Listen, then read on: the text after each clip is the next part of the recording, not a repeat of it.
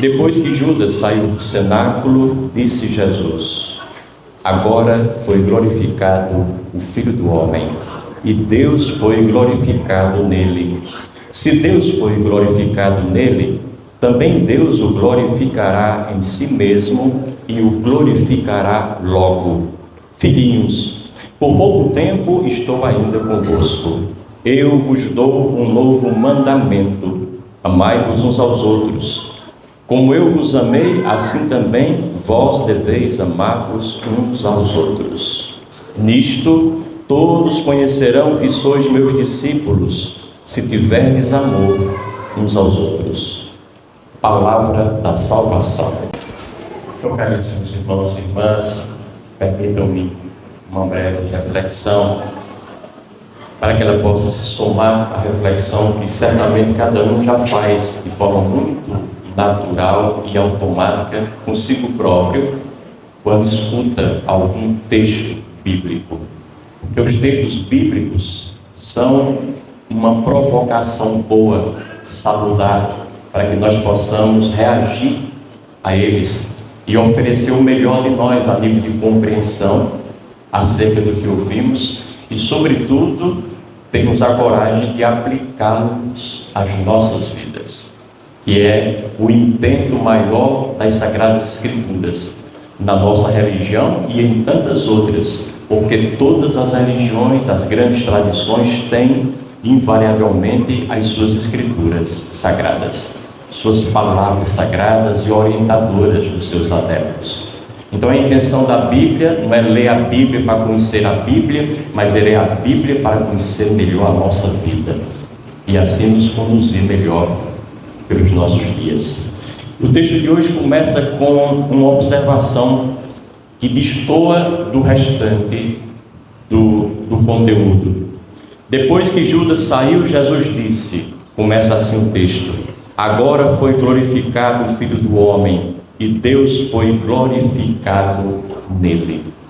Naturalmente, Jesus Cristo falava da sua morte, que estava muito próxima de acontecer.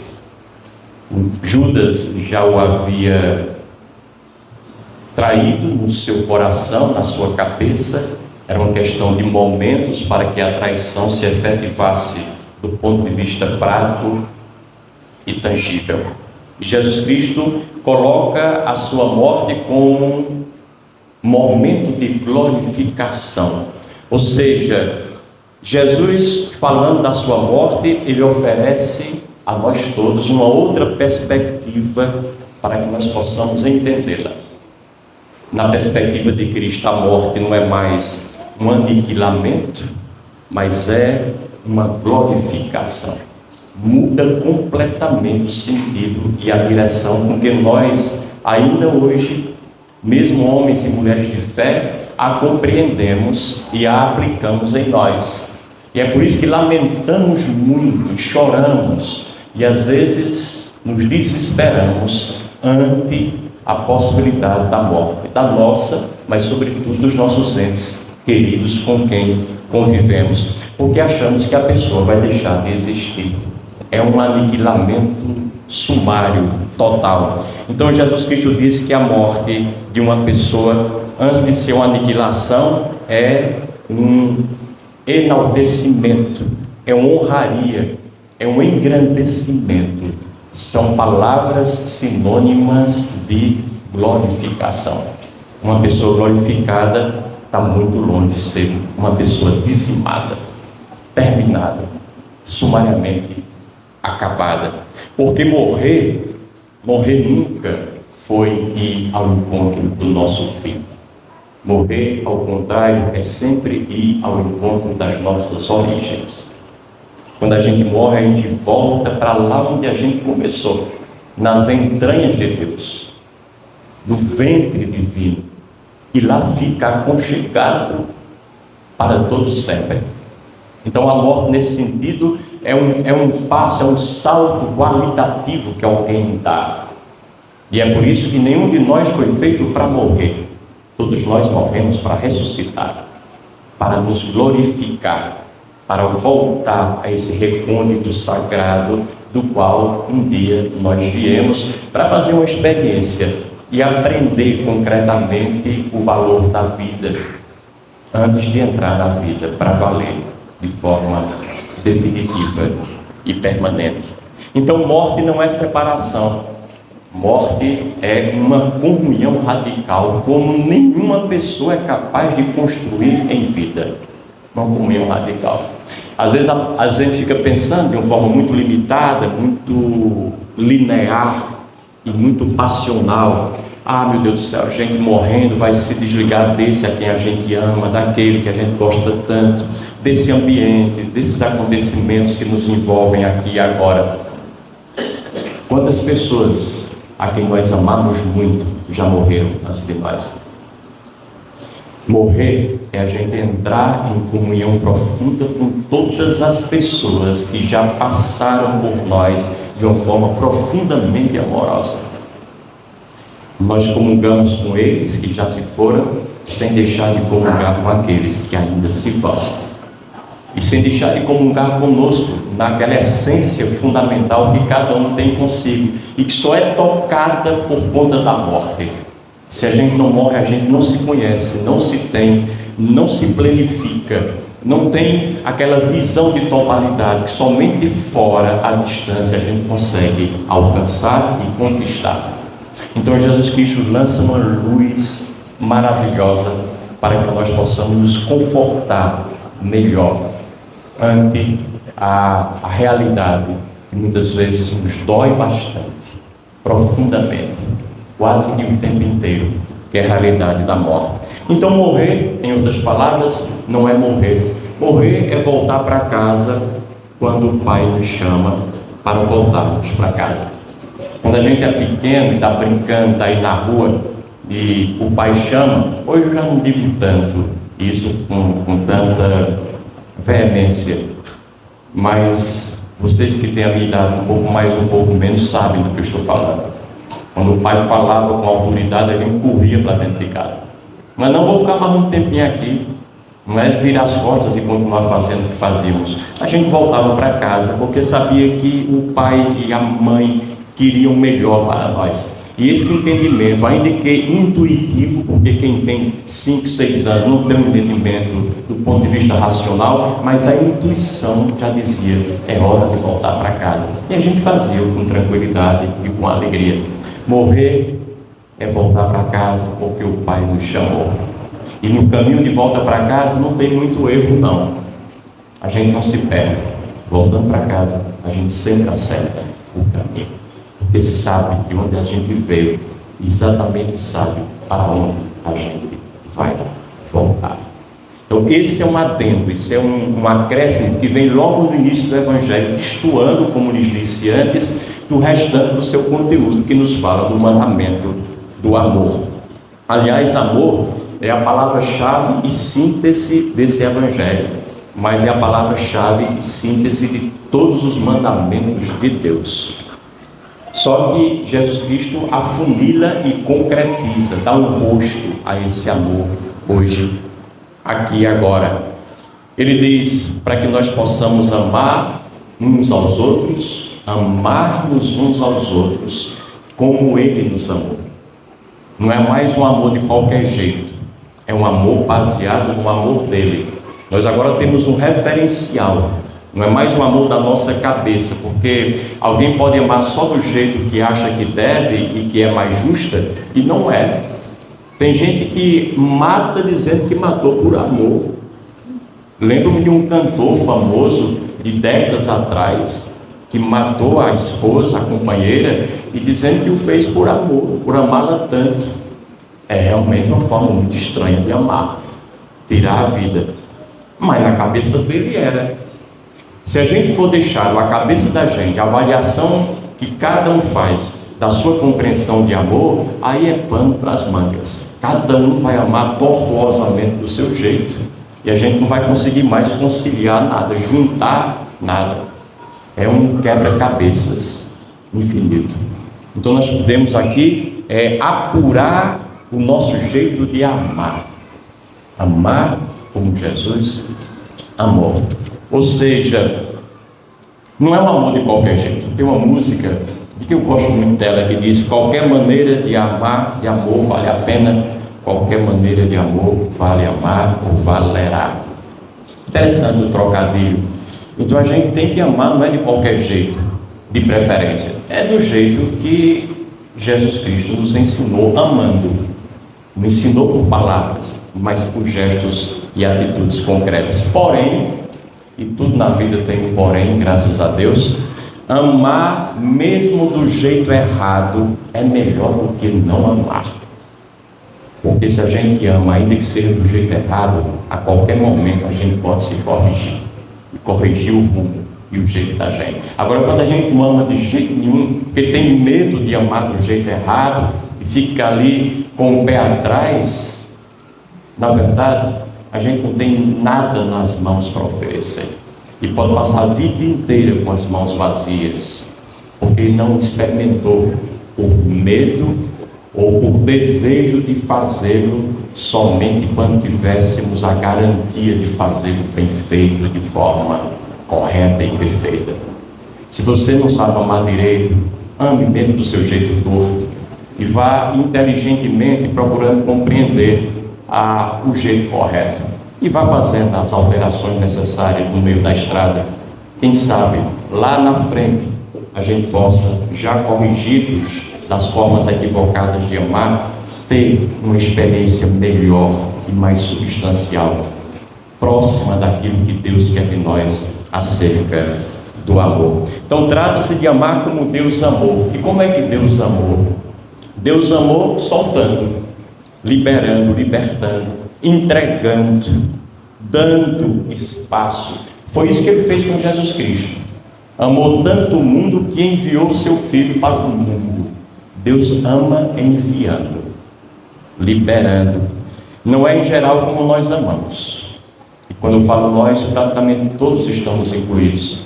Geralmente nós amamos prendendo, segurando, agarrando, retendo bem pertinho de nós as pessoas que nós dizemos amar. Não queremos soltar de jeito nenhum. A mãe faz isso também, o pai faz isso. Eu me lembro da dificuldade que meus pais tiveram de me soltar e me mandar estudar fora. Era um Deus nos acuda, fizeram, mas eu sei o quanto foi difícil para eles. Porque é melhor para o pai e para a mãe ter os filhinhos ali por perto e no final de semana pelo menos reunir todo mundo, saber como é que eles estão. Ainda que o filho já tenha 50 anos, casado e já pai de mais 3 ou 4 filhos, mas como filhos nunca crescem na cabeça e no coração dos pais, é meu filhinho, é meu caçula, meu menino, minha menina.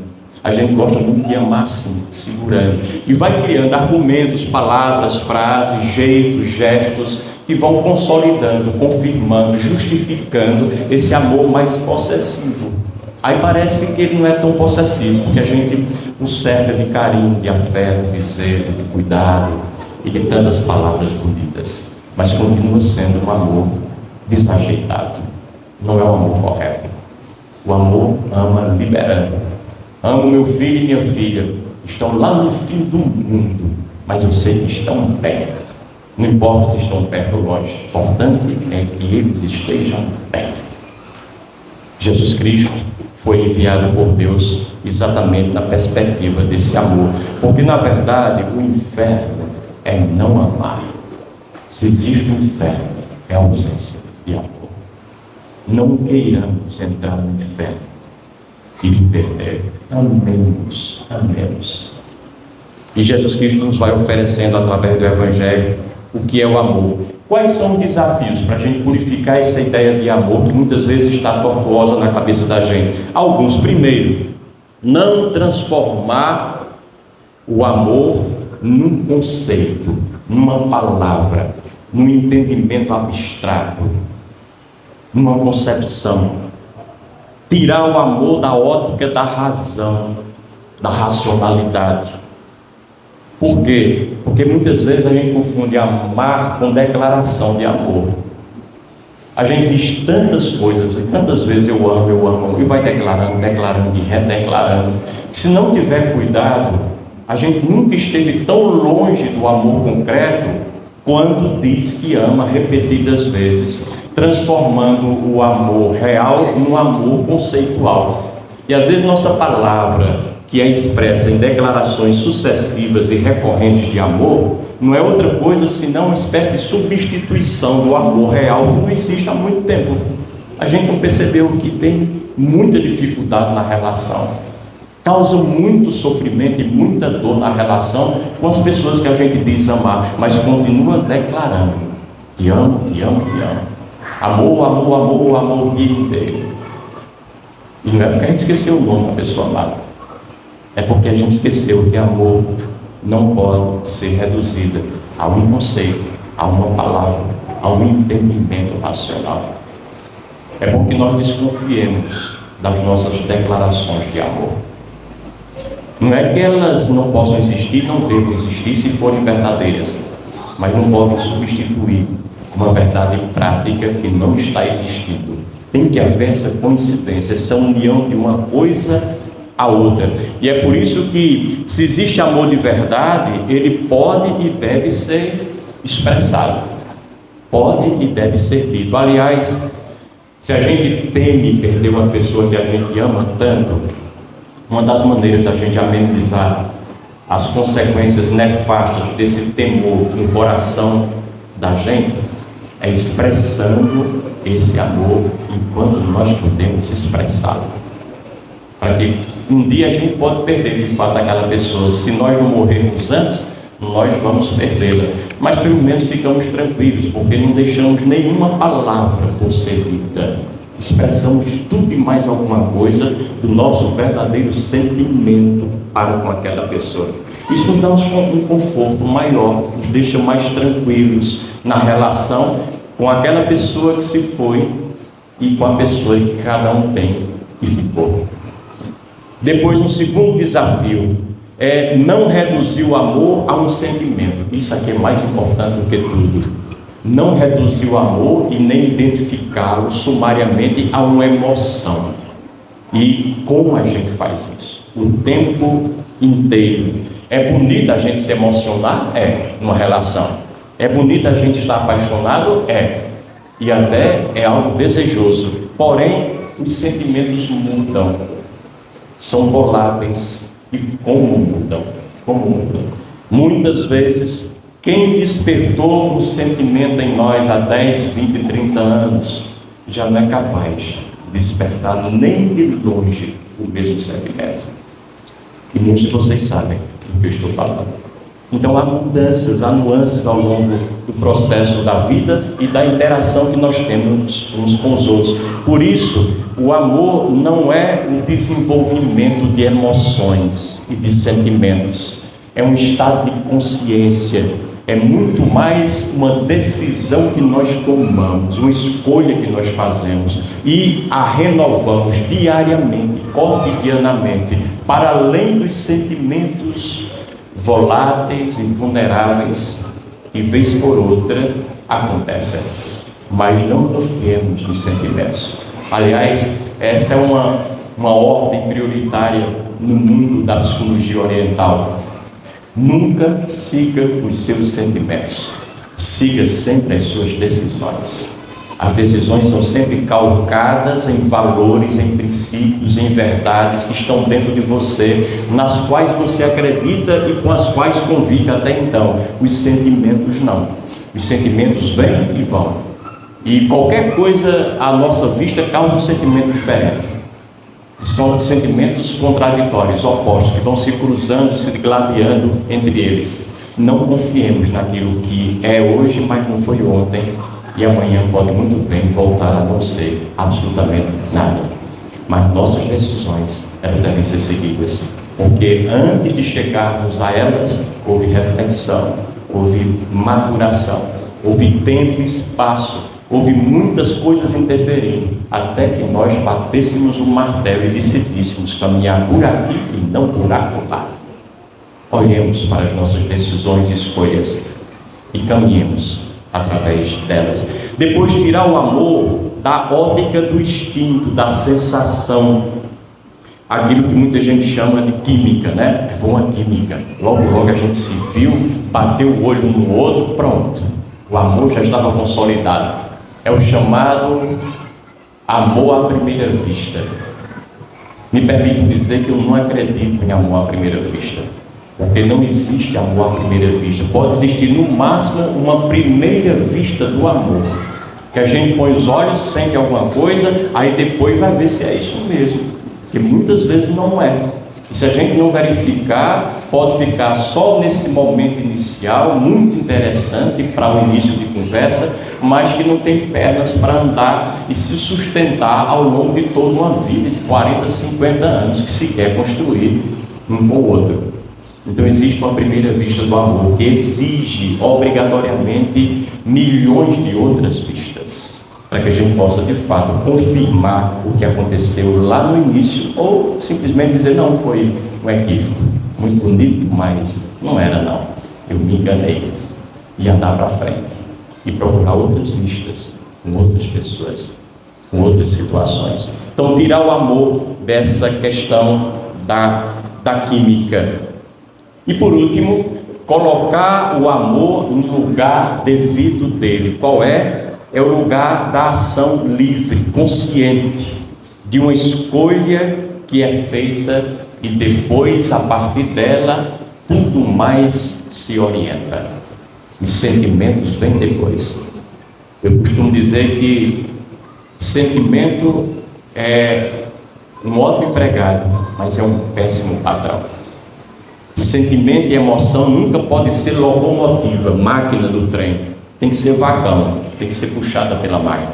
A máquina é a minha cabeça, o meu coração, são as minhas determinações, com ou sem sentimento, na ausência ou na presença de emoções. Isso não vem ao caso agora.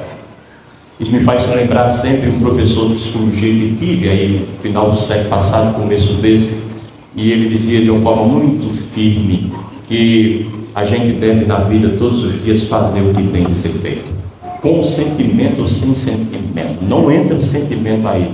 Faça aquilo que a vida lhe pede para fazer. E os sentimentos depois vão acompanhar, vão surgir. E se eles não acompanharem, problema deles. Você fez o que tinha que ser feito.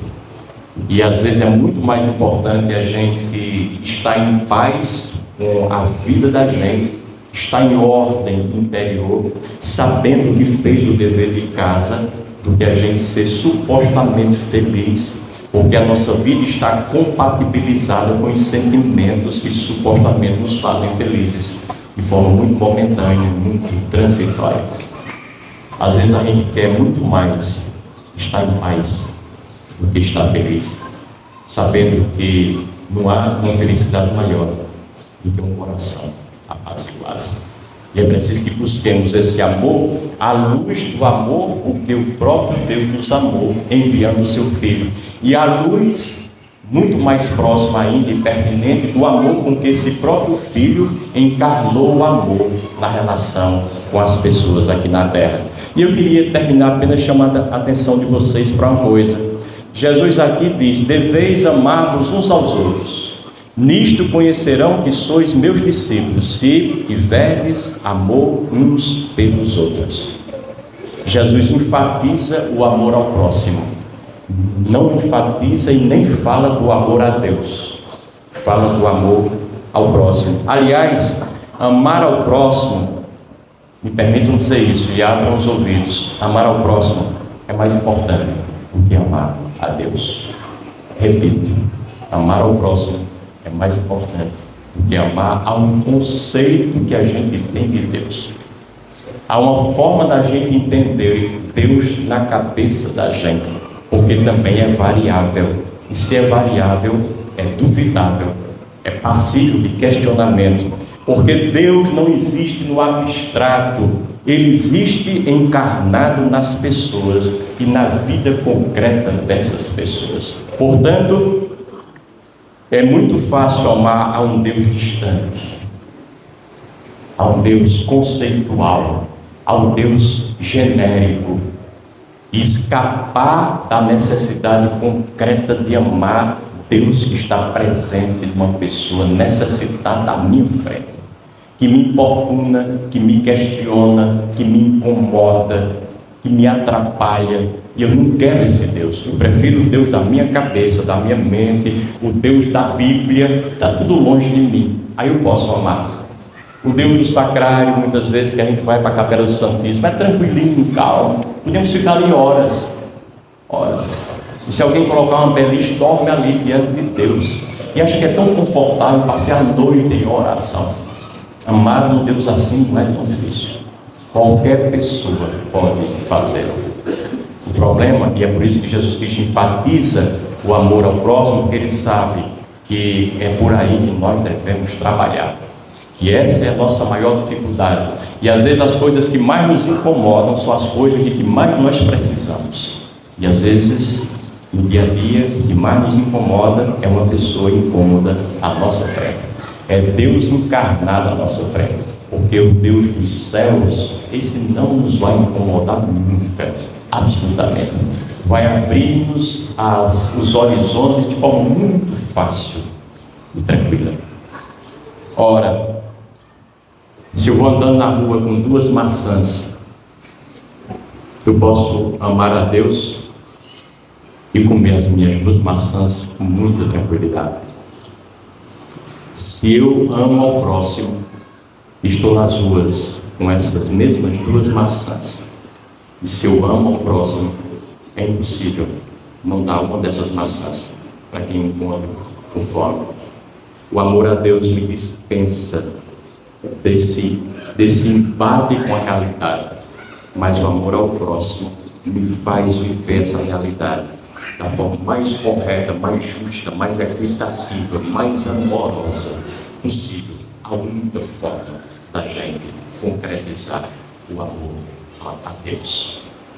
Que essas luzes trazidas por Jesus Cristo e pelo Evangelho assentem-se diante de nós, nos ajudem.